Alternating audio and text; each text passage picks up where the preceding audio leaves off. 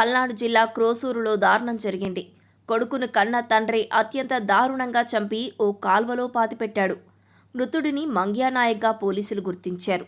గతంలో కూడా నిందితుడు 4 హత్యలు చేశాడని భార్య ఆరోపిస్తుండగా అతడికి 2 వివాహాలు జరిగాయని స్థానికులు చెబుతున్నారు. ఈ దారుణ హత్య ఇప్పుడు స్థానికంగా సంచలనం రేపుతోంది. పోలీసులు చెబుతున్న వివరాల ప్రకారం అచ్చంపేట మండలం పుట్లగూడానికి చెందిన వెంకటేశ్వర్లు నాయక్కు 2 భార్యలు. వీరు పొలాల్లో గుడిసెలు వేసుకొని గొర్రెలు మేకలు మేపుకుంటూ జీవనం సాగిస్తూ ఉంటారు. అలా 3 నెలల క్రితం వెంకటేశ్వర్లు నాయక్ పల్నాడు జిల్లా ఎర్రబాలెంకు వచ్చారు. వెంకటేశ్వర్లు నాయక్ మొదటి భార్య పేరు కోటేశ్వరమ్మ. వీరిద్దరికీ 20 ఏళ్ల క్రితం పెళ్లి కాగా 2 కొడుకులు పుట్టారు. వారిలో పెద్దవాడు 19 ఏళ్ల మంగ్యానాయక్ కాగా చిన్న కొడుకు గతంలోనే చనిపోయాడు. ఈ కారణాలతో వెంకటేశ్వర్లు నాయక్ కోటేశ్వరమ్మ విడాకులు తీసుకున్నారు. ఆమె భర్తకు దూరంగా వాళ్ళ పుట్టింట్లో ఉంటోంది. అయితే ఆమె కొడుకు మంగ్యానాయక్ మాత్రం తన తండ్రితోనే కలిసి ఉంటున్నాడు. ఆ తర్వాత వెంకటేశ్వర్లు నాయక్ ప్రమీల అనే మరో మహిళను రెండో పెళ్లి చేసుకున్నాడు. వీరికి 2 పిల్లలున్నారు. అయితే కొన్ని రోజుల నుంచి కొడుకు మంగ్యానాయక్ ఇంటి వద్ద కనిపించడం లేదు. దీంతో తల్లి ప్రమీలాబాయి క్రోసూరు పోలీస్ స్టేషన్లో మిస్సింగ్ కేసు పెట్టింది. పోలీసులు దర్యాప్తు ప్రారంభించగా దర్యాప్తులో షాకింగ్ విషయాలు తెలిసాయి. తండ్రే కొడుకును హతమార్చాడని తేలింది. అటు తన కొడుకుని తానే హత్య చేసినట్టు తండ్రి వెంకటేశ్వర్లు నాయక్ కూడా అంగీకరించాడు. పాతిపెట్టిన శవాన్ని పోలీసులు బయటకు కూడా తీశారు.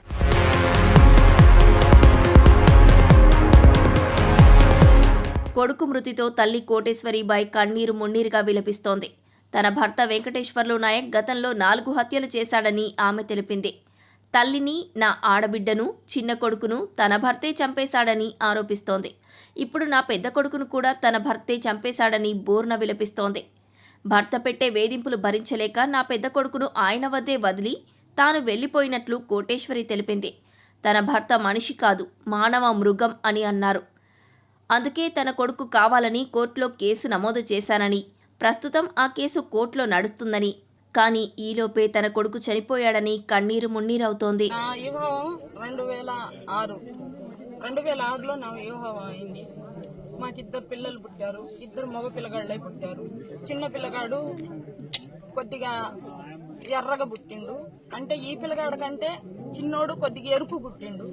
అయితే ఈ పిల్లోడు ఎర్రగా ఎందుకు పుట్టిండు, నువ్వు ఏమి చేస్తే ఈడు పుట్టిండు అని 3 నెలలు చిన్న బాలుడికే గొంతు పిసికి నోట్లో ముక్కులో నుంచి బ్లడ్ వచ్చి చనిపోయింది. చనిపోతే నేను తప్పు చేస్తేనే ఈ బిడ్డ పుట్టిండని, ఈడు అనుమానంతో చంపిండని, నన్ను కూడా చంపుతాడని నేను నా తల్లిగారి ఇంటికి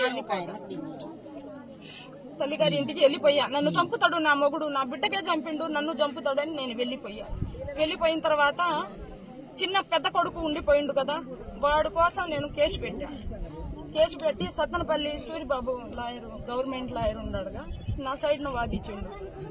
ఎంత లక్షలైనా ఇస్తాలే కానీ నా బిడ్డకైతే నేను ఇవ్వను, దాని దగ్గర నేను పంపియను, నేను ఇవ్వను అని అడ్డం పడ్డాడు. మళ్ళీ ఇంటికి వచ్చి ఒకసారి వార్నింగ్ ఇచ్చిపోయిండు. పిల్లగాడి కోసం కేసు పెట్టి నన్ను స్టేషన్కి నడిపిస్తే నువ్వు ఉండవు, నా కొడుకు కోసం నువ్వు రాకూడదు, నా కొడుకు దగ్గరికి నువ్వు రాకూడదు, దూరం నుంచి నీ కొడుకు అగబడితే చూసుకోవటం తప్ప నా కొడుకు అని కూడా నా దగ్గరికి రాకూడదు అని అన్నాడు నా భర్త. అది జరిగిపోయిన తర్వాత నా ఆడబిడ్డ మూగిది, మాటలు కూడా రావు. ఆమెకి ఏ గొడవ అయిందో నాకు తెలియదులే కానీ తనే చంపేసింది. అప్పుడు నా విడాకులు నా విడాకులు అయిపోయిన తర్వాత మా అత్త అడవిలో తీసుకెళ్లి ముక్కలుగా నరికేసిండు. పుట్లగూడెం అడవిలో ముక్కలుగా నరికేస్తే నా కొడుకు తీసుకెళ్దామని మళ్ళీ వచ్చా.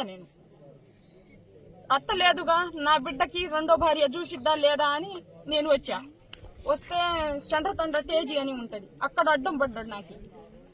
దానికి బట్టి గతి నీకు పట్టిద్ది, కొడుకు వదిలిపెట్టిపోతే నువ్వు బతికిపోతావు అన్నాడు. 200 మందిలో నుంచి చెయ్యి వదులుకొని ఈ కొడుకు తీసుకెళ్తే నన్ను చంపుతాడా, నా బిడ్డకు వదిలేస్తే నా బిడ్డకు చంపుతాడా అని అయితే నేను టెన్షన్ పడి కొడుకు చెయ్యి వదిలేసి ఇంక వెళ్ళిపోయా. దాని తర్వాత 2-3 సంవత్సరాల తర్వాత మళ్ళీ మా మామకు కూడా స్వయాన్ని చంపాడు. అంటే నాకు మా మామ, సొంత మామ, అంటే వెంకటేశ్వర వాళ్ళ తండ్రి కూడా చంపేసిండు. తనకి చంపేసిన 3 సంవత్సరాలకే మళ్ళీ ఇప్పుడు ఉన్న నా బిడ్డకు కూడా చంపేసిండు. టోటల్ గా ఎంతమంది చంపాడు? 5గురుని చంపారు. ఇంకా ముగ్గురుండారు. ఇప్పుడు చంపేవాళ్ళు చంపటానికి ఇంకా ముగ్గురుండారు. బుక్య గోపి, పెద్ద గోపి, బుక్య రామారావు మా మామ, బుక్య తులసిబాయి, నాతో 4. ఇంకా నేను బయటికి వస్తే మీరు 4 ఉండారు, నాకు టార్గెట్, మీకు లేపుతా అని అంటారు. 3 నెలల్లో వస్తా, 3 నెలల్లో వస్తా, మీరు ఉండరు. మీ 4 చంపినా అదే 3 నెలలు నాకి అని అంటాడు సార్. అయితే సీన్ రీకన్స్ట్రక్షన్ లో భాగంగా పోలీసులు విచారిస్తున్న సమయంలో వెంకటేశ్వర్లు నాయక్ పై బంధువులు దాడి చేశారు. అడ్డుకోబోయిన పోలీసులపైన వారు దాడికి పాల్పడ్డారు. ఈ కేసులో మరో వాదన తెరపైకి వస్తోంది. 19 ఏళ్ల మంగ్యా నాయక్ తన తండ్రికి తెలియకుండా గొర్రెపిల్లలను అమ్ముతున్నాడని మరో ప్రచారం జరుగుతోంది. గొర్రెపిల్లలు అమ్మకంతో తండ్రి వెంకటేశ్వర్లు నాయక్, కొడుకు మంగ్యా నాయక్ మధ్య వివాదం ముదిరిందని తెలుస్తోంది. 10 రోజుల క్రితం కొడుకును చంపేసి పూడ్చిపెట్టాడని స్థానికంగా మాట్లాడుకుంటున్నారు.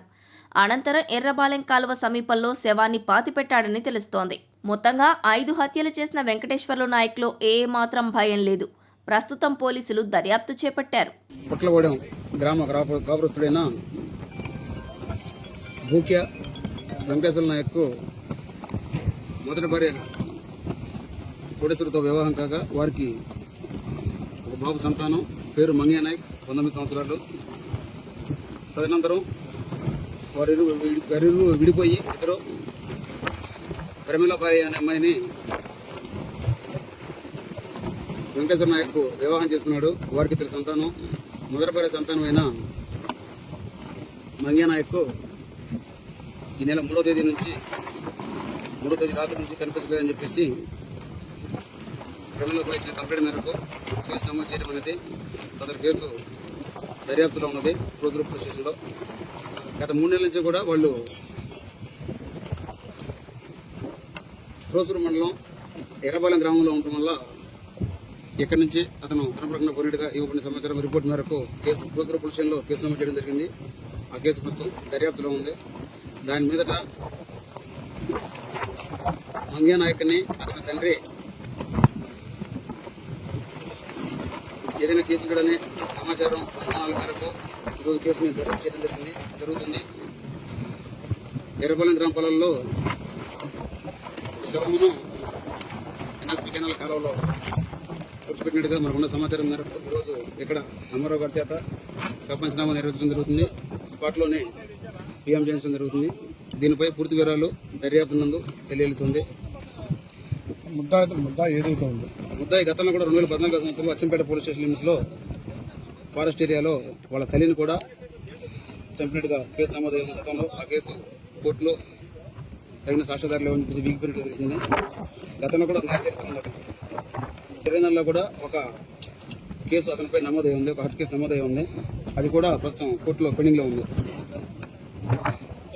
దర్యాప్తులో ఉన్న కేసు పూర్తి వివరాలు దర్యాప్తు అనంతరం తెలియజేయాలి. వాళ్ళిద్దరికీ కూడా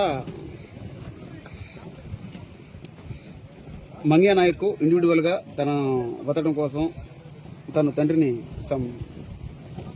తన ఆస్తి తనకి ఏమని చెప్పేసి అడుగుతున్నట్టుగా సమాచారం ఉంది. దాని మీద పూర్తి వివరాలు కూడా మేము దర్యాప్తు అనంతరమే మీకు తెలియజేయగలం. మేము ప్రస్తుతం మీకు ఏం చెప్పినా ప్రాథమిక సమాచారం తెలియజేయగలం. పూర్తి వివరాలు దర్యాప్తు అనంతరం మరికొద్ది రోజుల్లో తెలియజేస్తాం.